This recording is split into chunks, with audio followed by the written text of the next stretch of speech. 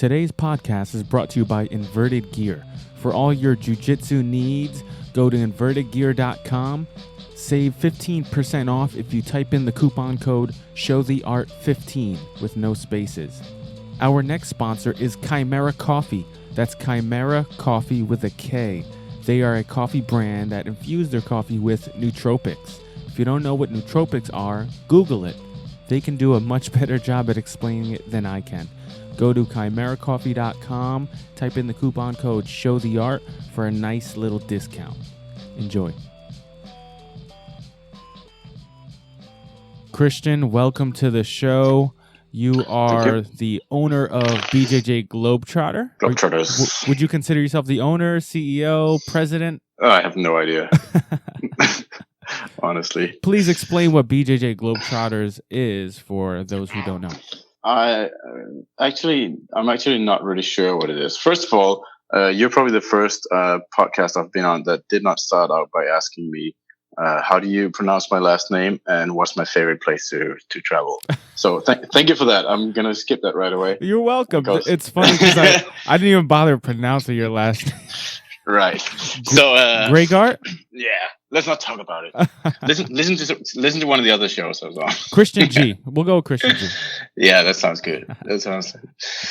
All right. So what is BJJ Globetrotters? I have no idea, actually. It all kind of started out. It's kind of a long story, but I've always traveled to try and learn jiu-jitsu because there is none in Denmark where I started training here, and I traveled a lot. And then 5 years ago or something, I went on a round the world trip. I traveled. I visited like 56 academies in 5 months or something. Wow. Was 3 days. I was a maximum of 3 days in every place. So it's quite an intense trip. I came home, ended up writing a book about the trip. Which was also quite a project. Yeah, so the book was called The BJJ Globetrotter, because that was the name of the blog I wrote on the trip, and that kind of slowly developed into. I didn't have a plan to do this, or I didn't sit down and have like a master plan or a business plan of building something like this, but it just kind of happened like organically along the way, and it all started with. I came home from my trip. We're trying to register for the Europeans, trying to register the academy. We couldn't use the academy name because there's already another academy in the US or something called CSA. So you can't register two academies with the same name, sure. The IBJJF. So I had to come up with a name. And as always, when you register anything for the IBJJF, you do it on the last possible day. So I just wrote BJJ Globetrotters because I just finished that blog and trying the book. And we were like 15 people going, and some guy said, hey, we should make a little patch for that. That sounds cool, BJJ Globetrotters. So we have kind of a little team feeling. Yeah. And so I drew a patch, and my friend was a designer. He kind of designed it, and I had it printed. And it just kind of took off from there. Here we are a few years later, and it's turned into this enormous, pretty much living organism that I have no idea what it is right now, but it's quite cool. It's in an attempt to try and figure out what it is, because it's not like a business or a brand or a camp thing. It's turned into a lot of things, and I know that it from a business point of view that was probably a bad idea, but I never had like a business kind of goal with it or mindset in any way. So I recently tried to make a flowchart of everything that is BJJ Globetrotters, and it was absolutely insane. Filled up my entire whiteboard, and I was like, "What the fuck is this?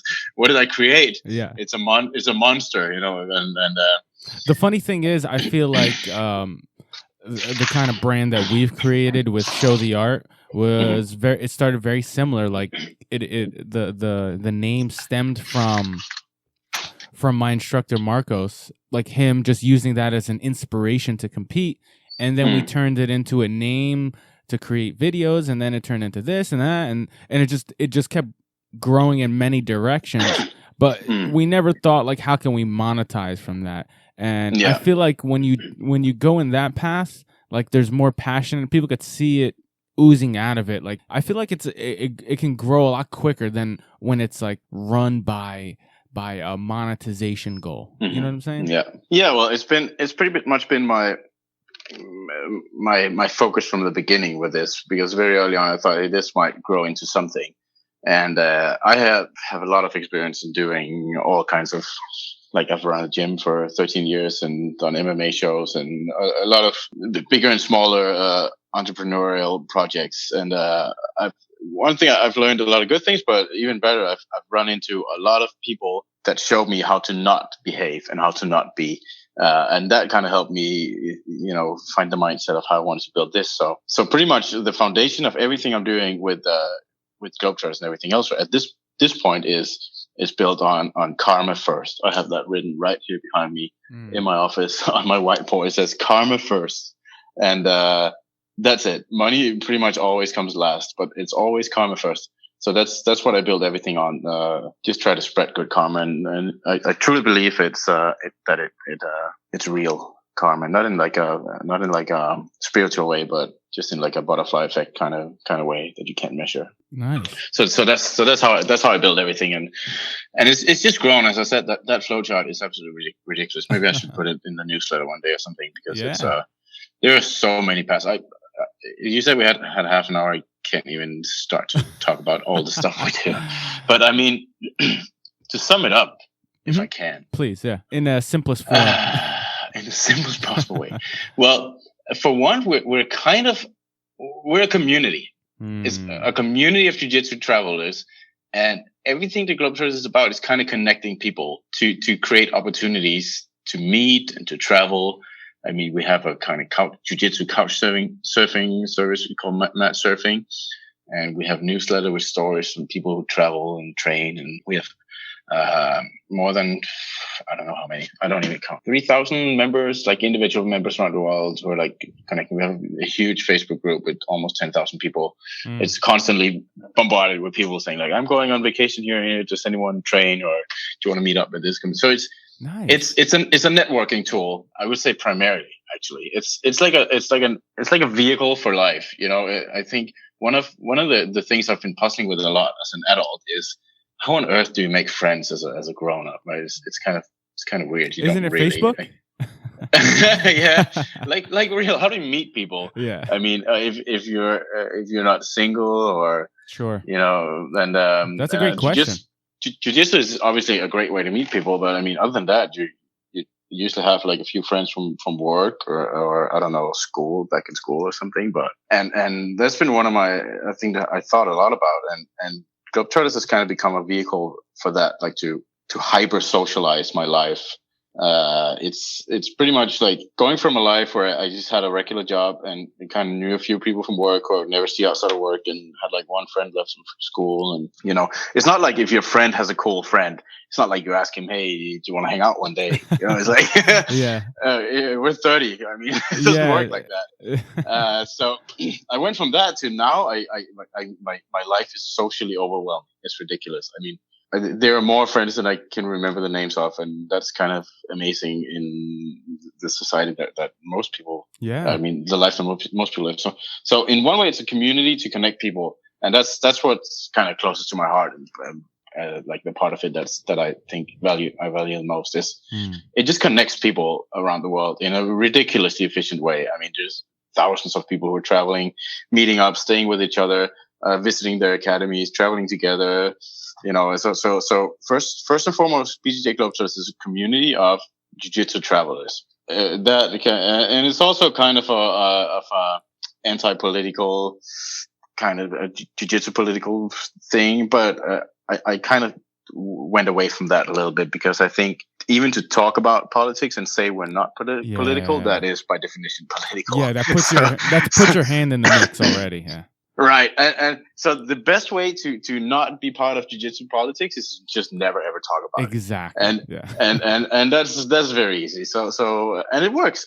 I mean, sure. I'll go to the camps, and we have hundreds of people there, and there is never anyone talking about so who do you represent and how can you train there and all that shit. And even now, I mean, just mentioning this, I'm getting already kind of tired of it. So now, question about that. When, let's say you're at one of the camps that you host, and speaking about, everybody literally is coming from another team. Does it feel like people don't want to talk about it, or do people share their experiences with their team and talk about, hey, where are you from? Hey, where are you from? Or is it just kind of like everybody just kind of hush about it and they just train and try to get away from that life?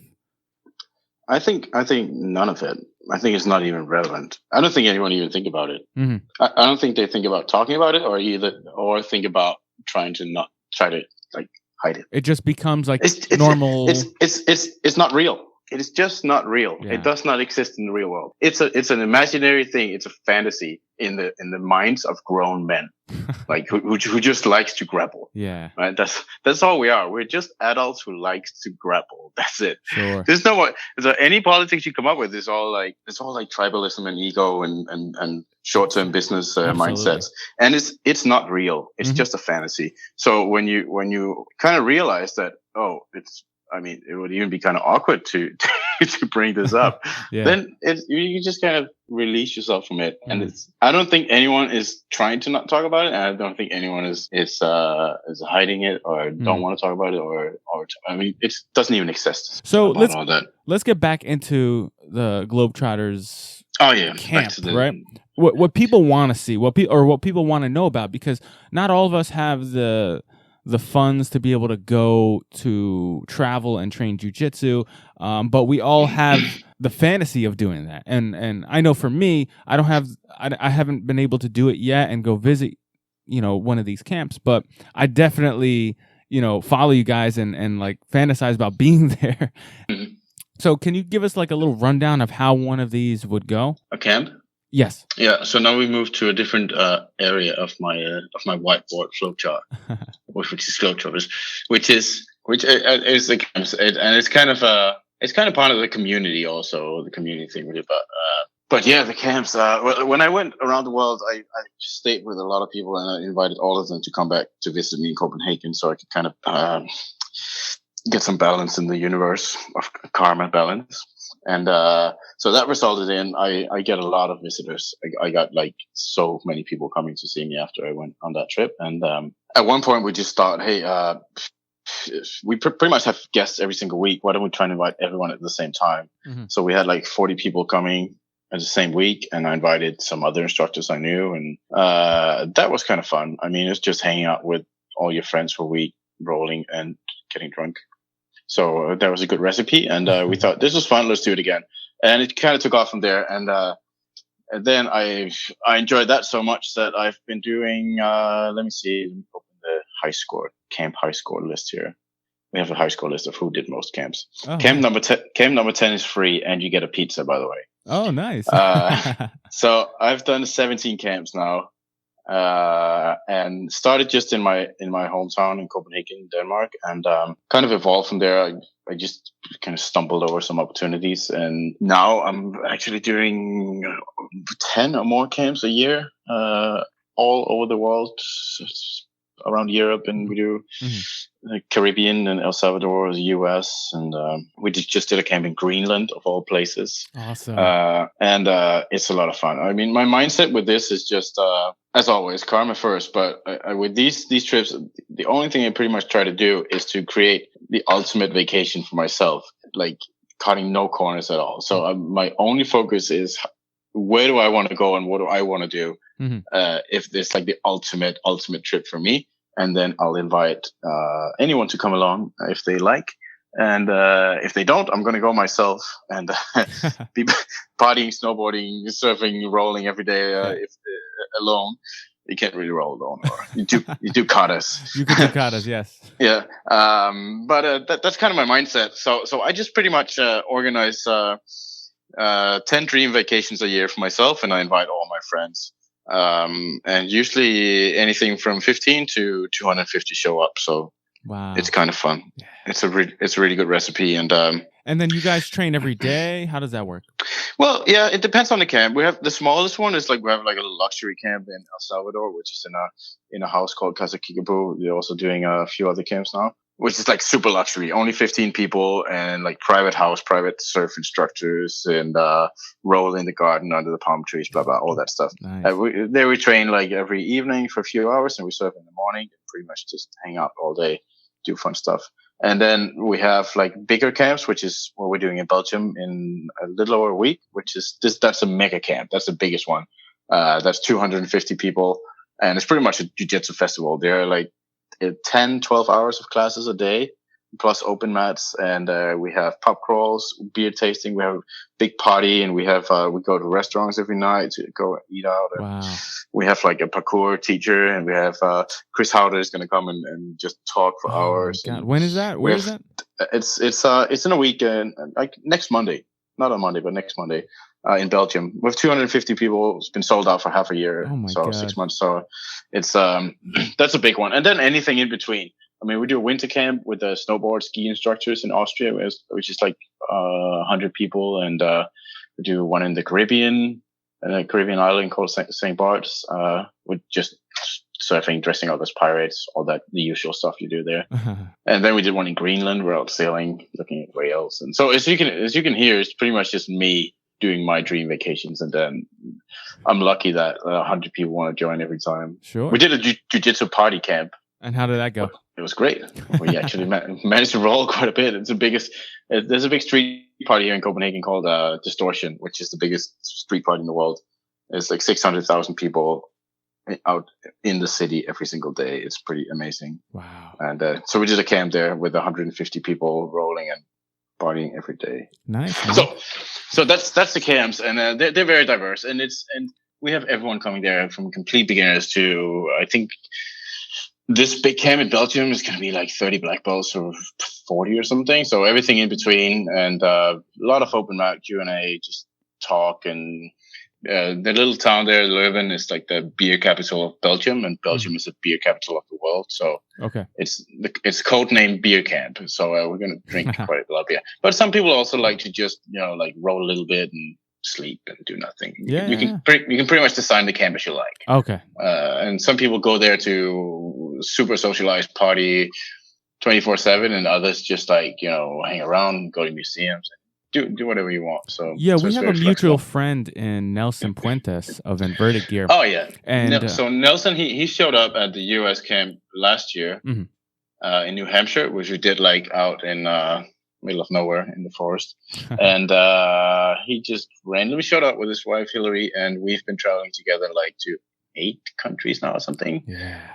So they just, I mean, I feel like the camps are pretty much like me driving a big bus, and I just every time I stop the bus, I just throw more people in the back, so we just accumulate. I have no idea how this is going to look in a year, because I mean, now we had 250 people for the Belgium camp, and that sold out like in a month or something. So That's awesome. it's really growing, and I really don't want to expand it. I don't want to. I'm not interested in just doing more camps for the sake of doing more camps. As I said, I need to do it for myself first and foremost. Sure. Yeah, and I would never like franchise it or outsource it. That would not. Yeah, then it loses its luster. It loses its what it came out to be. Right. But speaking of Nelson, the only vision I have from the inside is following Nelson and Hillary's like social media of seeing them at the camp and them training with a bunch of people, and then them going to visit sites like you said in Greenland recently. Just looking at his Instagram and saying, oh wow, he went to Greenland, he trained with all these people whenever he wanted, he was able to visit the sites. It's literally like a person who trains jiu-jitsu's dream to like, I know whenever I go on vacation, I look for schools to train at. But what if you can go on vacation where the jiu-jitsu is guaranteed? Yeah.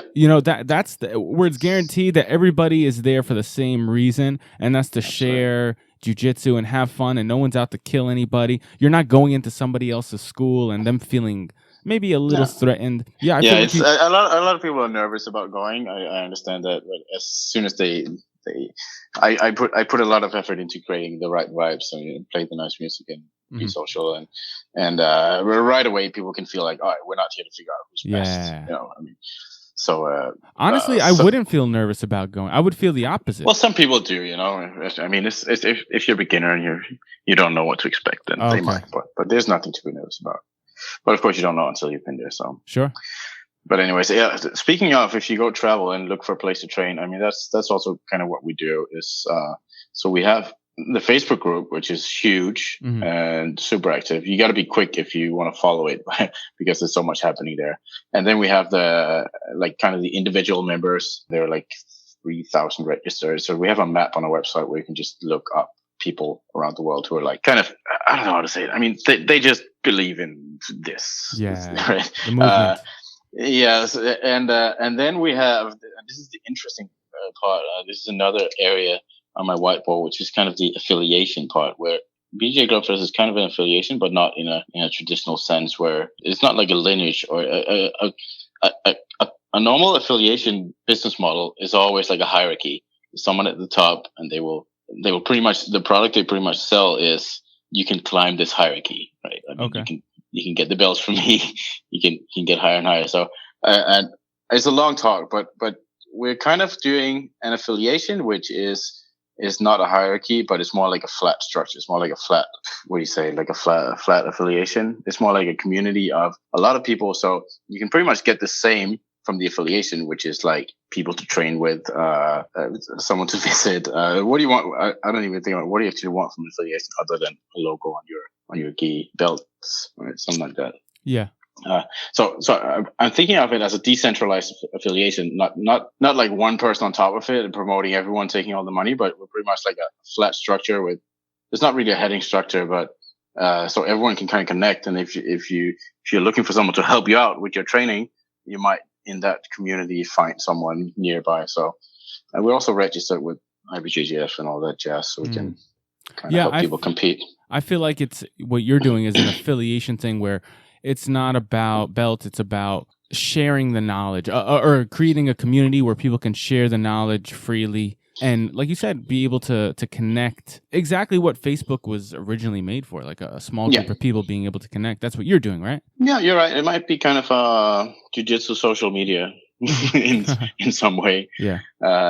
So we do have 250 academies affiliated around the world. How would somebody go about affiliating? You just send me an email.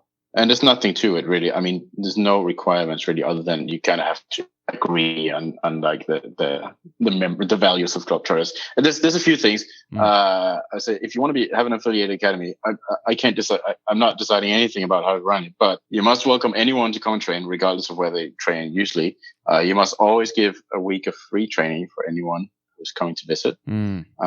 Travelers. And you can never deny your members to go and train somewhere else. Oos. I would love to get my school out loud. I would love to get my school registered, honestly. Because that's all it is. So it's pretty much just like a directory of schools that kind of have this mentality. So if you look it up, you can always find someone who say, okay, if I go there, I mean, they're not going to charge me $100 mat fee, and I mean, you can kind of know that they're sure, and you get to exchange the favor when people come to your place. That's absolutely. That's and I mean, it's how I've always run my academy, and I have visitors pretty much every week now coming into roll. And just yesterday, I had someone from Singapore and a couple from Australia and one guy from Sweden just randomly showing up, and it's great. I mean, we get to roll with so many people, so it's good. And obviously, they don't pay anything. So that's the foundation of what I built Globetrotters from the beginning. I kind of made like a list of kind of values that it should be built on, which I thought can never change. I mean, if I want to change them, I have to quit and do something completely new. And it was kind of my way to make sure I didn't somehow turn evil, greedy, and try to make like a classic affiliation based on people paying for belts and seminars and using my logo or something. So the values that I kind of simple. It's on the website, but I can say them really quick. I mean, there's no affiliation fees ever. You can wear any patches you want. You can represent any team you want in competition. I always encourage training with anyone, regardless of where they're from. That's pretty much it. Believe everyone is equal on and off the mats. I think that's a very, very important thing, because that's something I've unfortunately seen a lot of, the opposite, that, I mean, you're nothing if you're white belt, pretty much. I mean, unfortunately. Unfortunately, it's kind of sad because white belts can be pretty cool too. Yeah, white belts matter, man. Long talk. Yeah. No, I was gonna say I agree with these morals that you've set, with these rules that you guys follow, and it's beautiful. Honestly, there should be more organizations, I guess, like yours, because it's what it's all about: uniting people, people coming together and sharing knowledge, sharing experiences.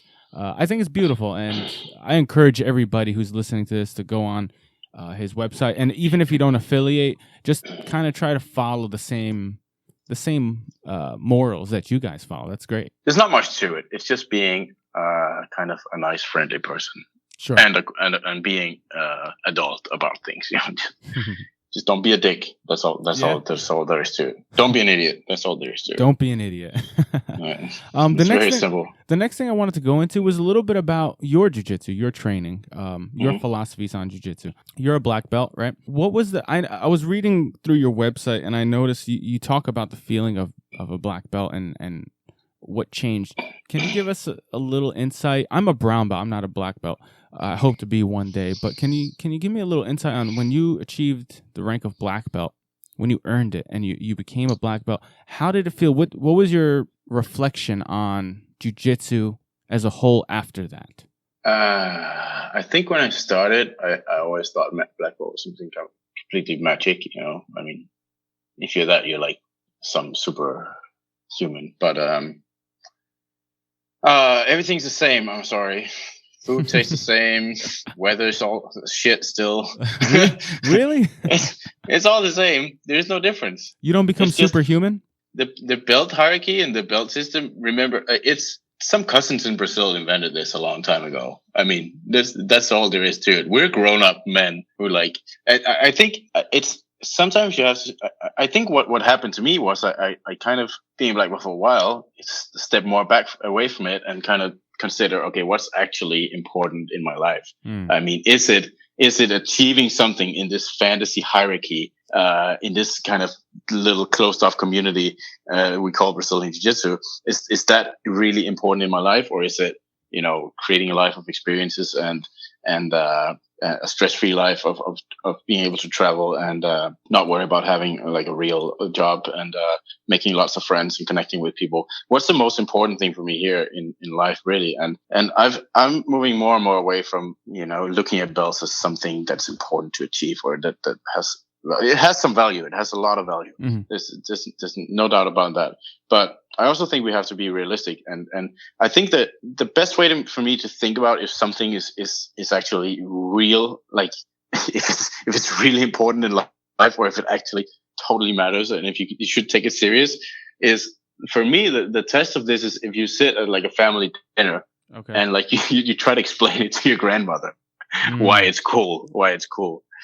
And so you're like, okay, grandmother. So what we do is we're like, with these guys, we're like mid-30s, and we wrestle, and then we give each other like colored belts, and we some even say like oaths to each other, and we bow, and you can win things, and like, if your grandmother thinks that's super cool, then it's real. Yeah. But very likely she's gonna pat you in the back and say, "Oh, that's cute. Yeah. Oh, that's cute. You're playing with your friends." And what did you say again? Was you had that belt? What was the color again?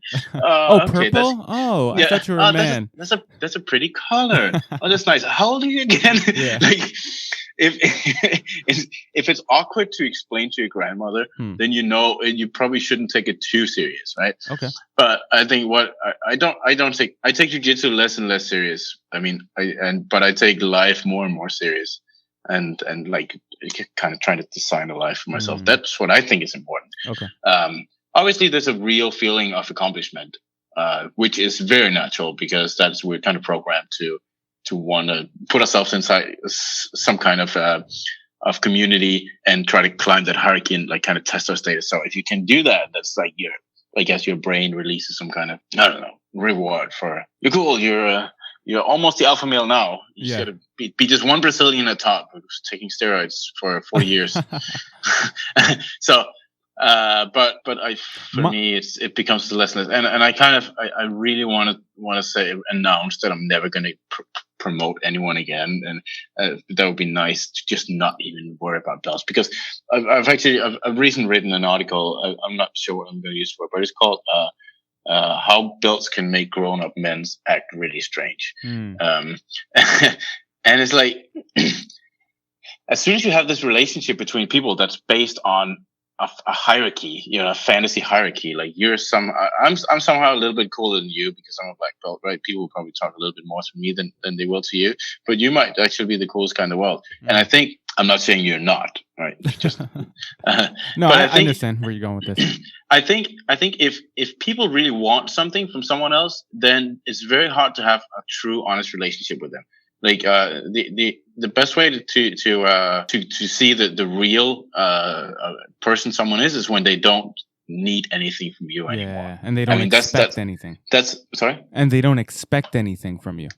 Right. If they don't need anything from you, that's when you see the real personality. Right. Okay. And as soon as you're in the top of this hierarchy, where I'm kind of randomly find myself now, because as a teenager I started wrestling and I thought it was fun, kind of grappling, and so now I'm in this position where if people want something from me, they want to climb that hierarchy, and I'm their way to do it. They want to get up the ladder of this little imaginary fantasy land we're living in called Jiu-Jitsu.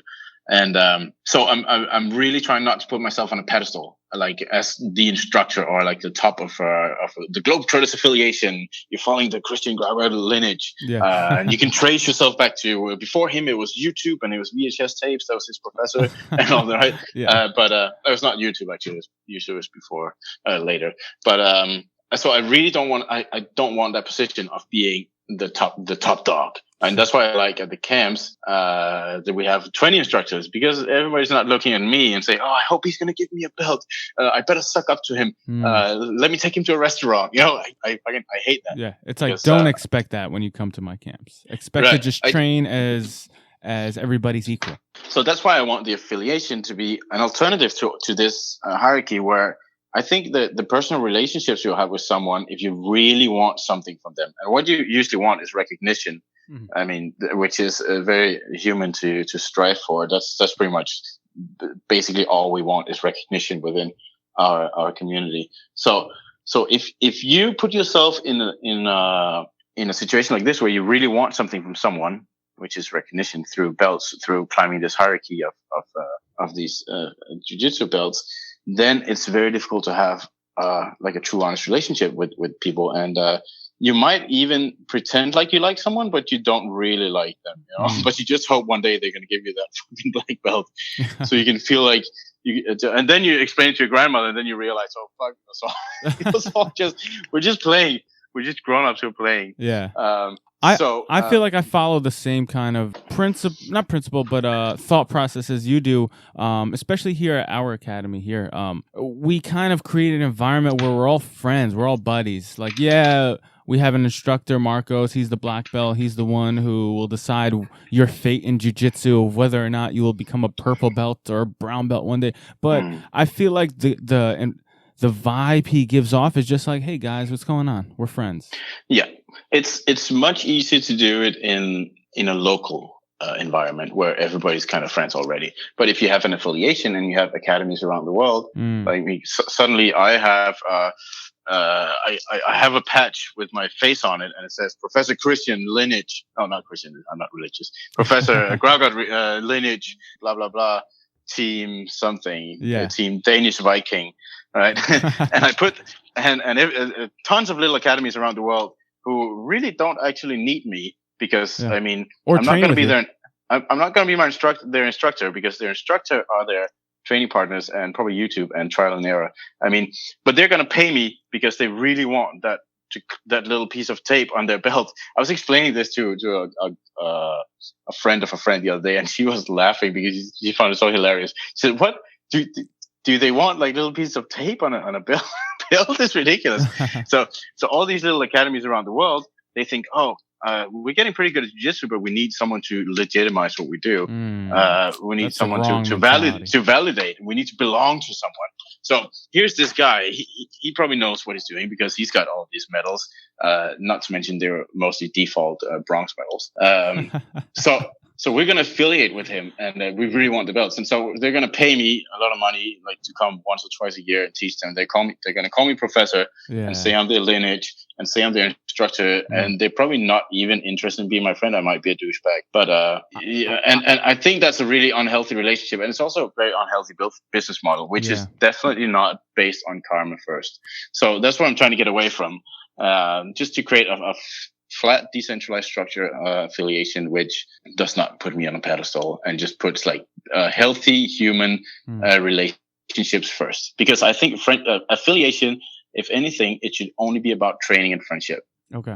It shouldn't be a business transaction. If it's a business transaction, then you're just paying to pretty much. And at the end of the day, you're paying for a belt. Sure. Now, finally, I wanted to go into one question we kind of ask everybody is about inspiration. Where do you find inspiration now? What inspires you?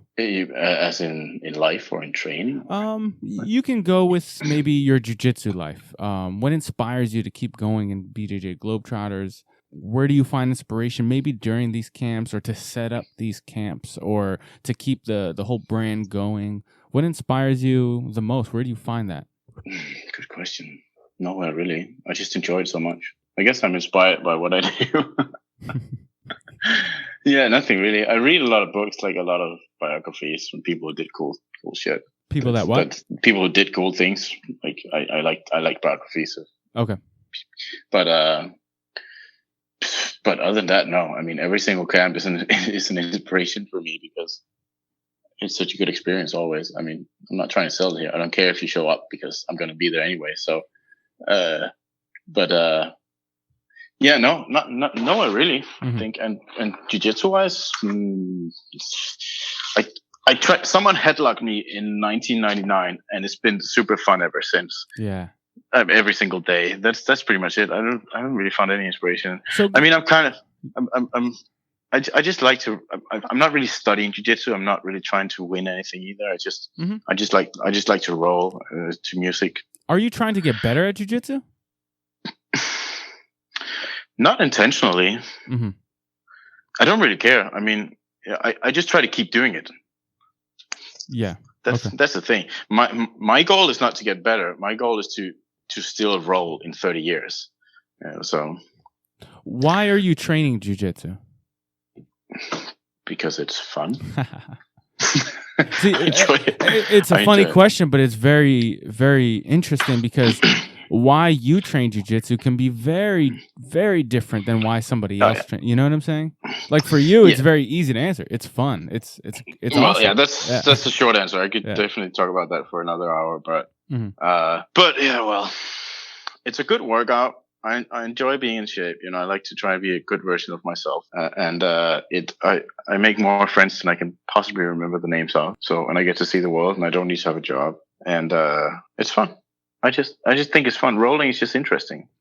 Yeah, man, that's awesome. And you're sharing, like, rolling with somebody new is awesome because especially if you're on the same page where your guys are just trying to go through the motions and feel each other out and figure out what you're about, what moves you like to do, and you can learn a lot from somebody just from rolling with them, I think. Absolutely. Sorry. I was about to start a long talk here. Let me skip that for another interview. If you want, please go ahead.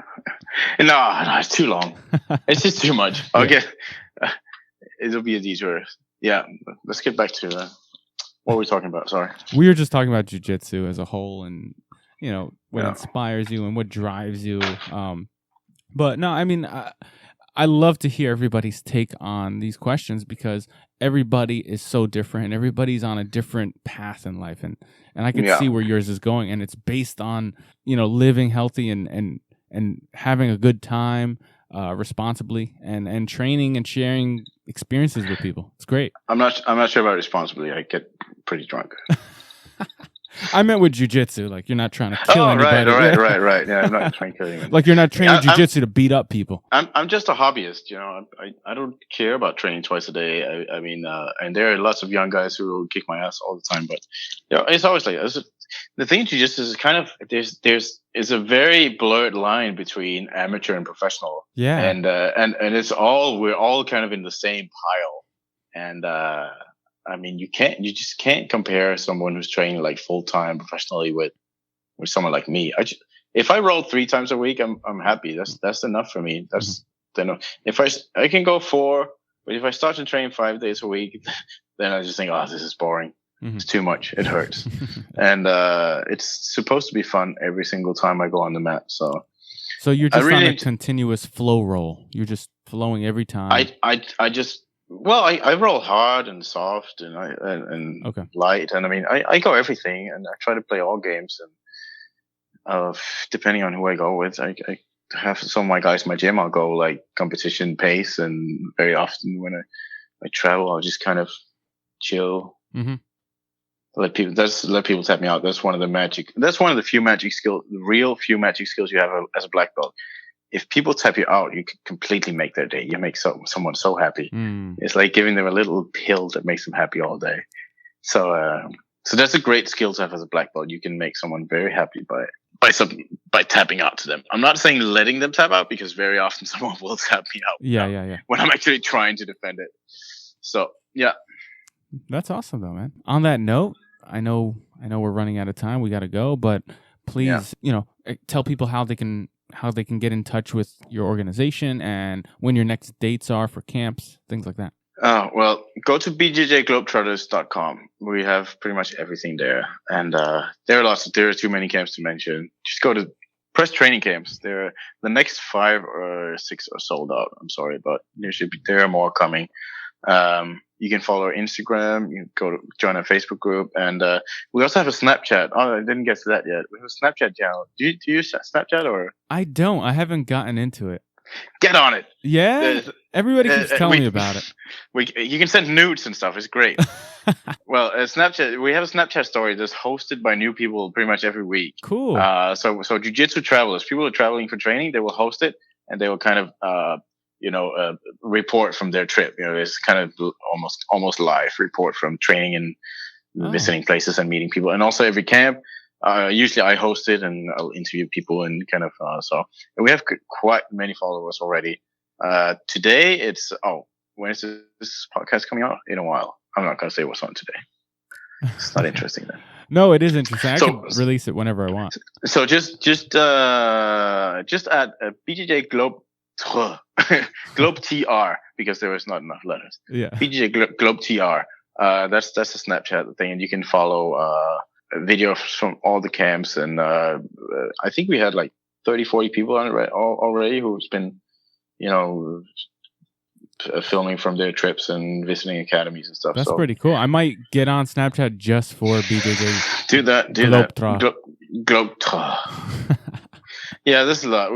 I kind of we do some like lightweight gis and shit, but it's just because I think it's just interesting. Look it up or don't. I mean, you need something to train in, right? Yeah.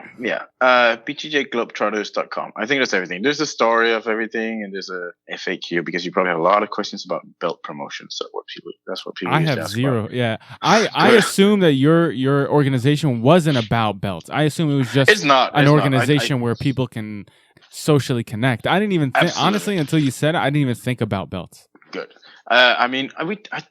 I don't really want to touch that subject in general, but sometimes at the camps or someone who will be there who just trains with no one really. There's a lot of people like that who doesn't have like a regular affiliation, and they just kind of hang out and they get really good. And then I don't want to promote them as me, because again, I don't want to put myself on that pedestal. But I think Nelson actually coined the term recently that sometimes the Council of Traveling Black Belts will promote someone because that's the only fair thing to do. So now and then at these camps, some of these people who don't really have like traditional affiliations, which usually means a business relationship with a Brazilian guy,